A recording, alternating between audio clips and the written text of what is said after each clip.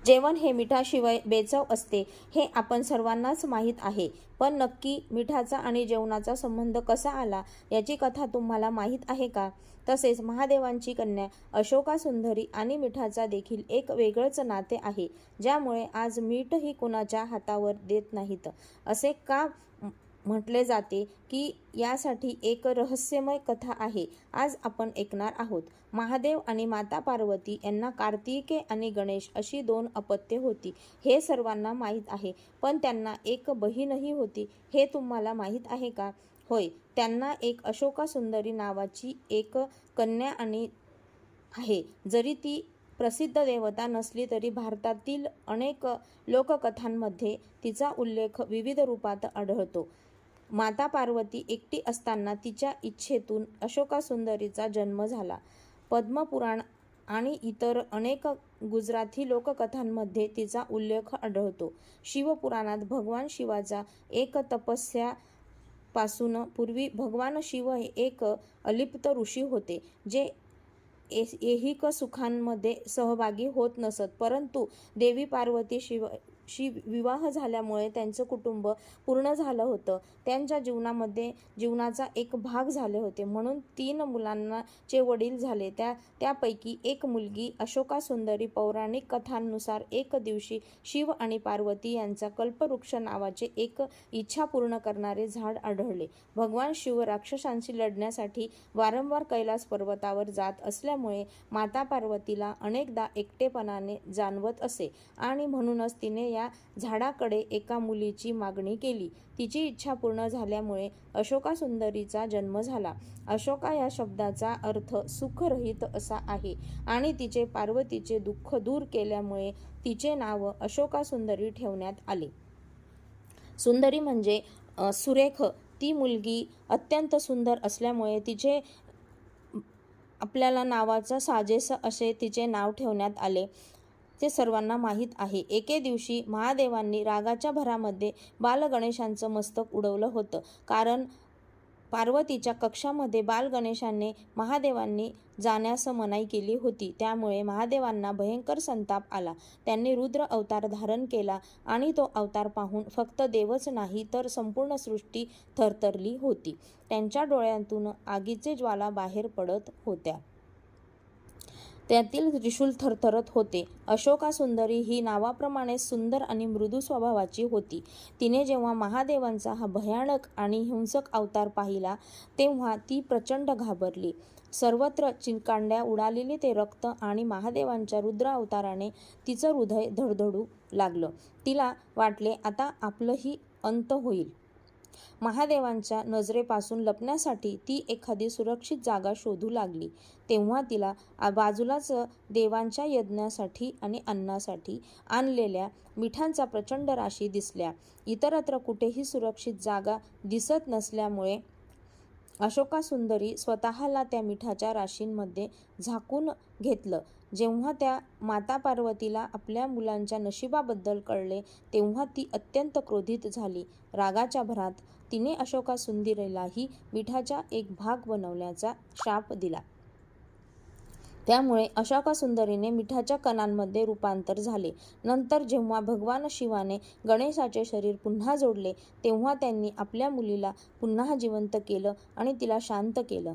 तेव्हा तिचे कोमल शरीर मिठाच्या गुणधर्मांशी जोडले गेले होते. तिच्या शरीरातून मिठासारखी चमक बाहेर पडत होती. जेव्हा महादेवांनी अशोका सुंदरीला मिठाच्या राशीतून बाहेर काढलं तेव्हा तिचे डोळे अश्रूंनी भरलेले होते. तिला शांत करण्यासाठी महादेवांनी जे वरदान दिलं ते आजचे आपल्या जीवनाचं सर्वात मोठं सत्य बनलं आहे. महादेव म्हणतात, हे पुत्री, तुझा जन्म माता पार्वतीचे दुःख म्हणजेच तिचा शोक दूर करण्यासाठी झाला होता, म्हणून तुझे नाव अशोका पडले. पण आजपासून तू विश्वाचा शोक दूर करशील. तुझ्या रूपाने म्हणजेच मिठाच्या स्वरूपाने तुला अन्नातील अळणीपणा आणि बेचवपणा नष्ट करशील. मिठाला अन्नाचा आत्मा का म्हणतात? कारण जगात कितीही महागडे मसाले, केशर किंवा सुकामेवा वापरून पदार्थ बनवला तोपर्यंत त्याला चुटकीभर मीठ पडत नाही, तोपर्यंत त्या पदार्थाला अर्थ राहत नाही. महादेवांनी अशोक सुंदरीला वरदान दिले की तुझे मोल श्रीमंतीच्या राजवाड्यापासून ते गरिबाच्या झोपडीपर्यंत सारखेच असेल. मीठ हा असा एक पदार्थ जो सर्वांना समान मानतो. गरिबाचे जेवण जरी आहे तरी ते केवळ मिठाच्या अस्तित्वामुळे त्याला पूर्ण ब्रह्म प्राप्त होते. मिठाला रसराज असे म्हटले जाते. जसा शरीरात आत्मा असतो तसेच शरीर व्यर्थ आहे, तसे अन्नाचं मीठ नसेल तर अन्न नसून केवळ बेचव घास आहे. म्हणूनच जेवणापूर्वी पानाला मीठ अग्रपूजेचं मानलं दिला जातो. आपण सोन्याच्या ताटात 56 भोग जरी सजवले तरी मिठाशिवाय कचरा समान आहेत. महादेवांनी अशोक सुंदरीला दिलेले वरदान इतकं शक्तिशाली होतं की आजही जगातल्या प्रत्येक किचनमध्ये देवीचं मिठाच्या रूपाने अस्तित्व नांदत आहे. म्हणूनच म्हटलं जातं की मीठ हे केवळ चव नाही तर ते अन्नाचा आत्मा आहे. पौराणिक मान्यतेनुसार हातावरील मीठ दिल्याने त्या दोन व्यक्तींमध्ये विनाकारण वाद किंवा भांडणे सुरू होतात. हे टाळण्यासाठी आपले पूर्वज नेहमी सांगत होते की मीठ नेहमी पानात किंवा भांड्यात द्यावे, कधीही हातावरती देऊ नये. जर तुमच्या हातातून वारंवार मीठ सांडत असेल तर सावधान, कारण मिठाला लक्ष्मी आणि अशोक सुंदरीचे रूप मानले जाते. मीठ सांडले म्हणजे घरातील समृद्धीचा अपमान करणे होय, ज्यामुळे घरातील सकारात्मक ऊर्जा बाहेर जाते आणि नकारात्मकता वाढते. तुम्ही कोणाचे मीठ खाल्ले आहे ही म्हण ऐकली असेलच. हे अशोक सुंदरीच्या त्या वरदानाशी जोडलेलं आहे. जर तुम्ही कुणाचं मीठ खाऊन त्याच्याशी गद्दारी करत असाल तर महादेव कोपला समोर जावे लागते, असा समज आहे. त्यामुळे यापुढे कधीही कुणाकडे जेव्हा मीठ मागत होते तेव्हा ही गोष्ट लक्षात ठेवा की तुम्ही केवळ मीठ मागत नाहीत आहात तर महादेवांच्या कन्येचा आशीर्वाद मागत आहात. जर कोणाच्या हातावर चुकून मीठ दिले असेल तर समजून घ्या की नात्याला मिठासारखा खारटपणा येऊ शकतो. अशोका सुंदरीची ही रहस्यमय कथा तुम्हाला माहीत होती का? अशा प्रकारे अशोका सुंदरीचा संबंध मिठाशी जोडला जातो, ज्याशिवाय अन्नाला चव येत नाही. पद्मपुराणात अशोक सुंदरीच्या जन्माचे वर्णन आहे. कैलास पर्वत हे शिव आणि पार्वतीचे निवासस्थान होते. एकदा पार्वतीला नंदनवनाच्या जंगलात फिरायचे होते. शिव आणि पार्वती निसर्गात फिरत होते, पण एक झाड पार्वतीचे सर्वात आवडते होते. शिवाने सांगितले की हे कल्पवृक्ष आहे, इच्छा पूर्ण करणारे झाड. पार्वतीने ते वापरण्याची इच्छा व्यक्त केली आणि म्हटले की त्यातून एका सुंदर मुलीचा जन्म व्हावा. तिची इच्छा त्वरित पूर्ण झाली. तुम्ही मला का निर्माण केले? तुमची काय इच्छा आहे? पार्वतीने कुतूहलापोटी तुला निर्माण केले. आता तुला निर्माण केले आहे म्हणून मी तुला अशोक सुंदरी म्हणणार. भविष्यात चंद्रवंशाच्या काळात नहुष नावाचा एक राजा जन्माला येईल. तो तुझा पती होईल. माता पार्वती आणि शिवाचे अशोक सुंदरीचे संगोपन केले. पार्वतीचे त्या सुंदर मुलीवर प्रेम होते. आईचा विरोध असूनही अशोक सुंदरी तपश्चर्या करण्यासाठी वनात गेली. असुर हुंडाने तिला पाहिले आणि तिला पकडण्यासाठी त्याला ध्यास लागला. तिच्या आईवडिलांनी तिचे लग्न आधीच नहुषाशी लावून दिले असल्यामुळे अशोक सुंदरीने त्याच्याशी लग्न करण्यास नकार दिला. असुराला हे सहन झाले नाही. हुंदाने त्या स्त्रीच्या पतीला त्याने ठार मारले होते. तिचे रूप धारण करून अशोक सुंदरीला तिच्या घरी येण्यास सांगून त्या मुलीचे अपहरण करण्याचा प्रयत्न केला. गुप्तपणे त्या तेजस्वी देवीने असुराला महालात भेटायला बोलवले. तिला त्याचा विश्वासघात कळला. तिने नहुषाला त्याला ठार मारण्याचा शाप दिला आणि ती कैलास पर्वतावर पळून गेली.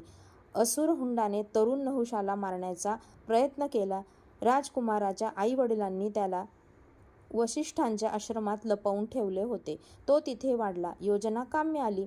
हुंडाने अशोक सुंदरीला कळवले की त्याने नहुषाचा खून केलाय.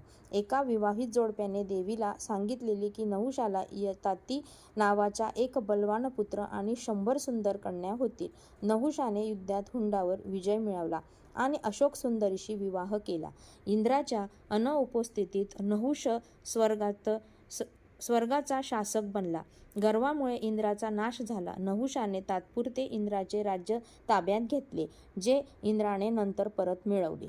इंद्राच्या अनुपस्थित नंतर नहुष स्वर्गाचा राजा झाला. तो गर्विष्ठ झाला आणि त्याला पदच्युत करण्यात आलं.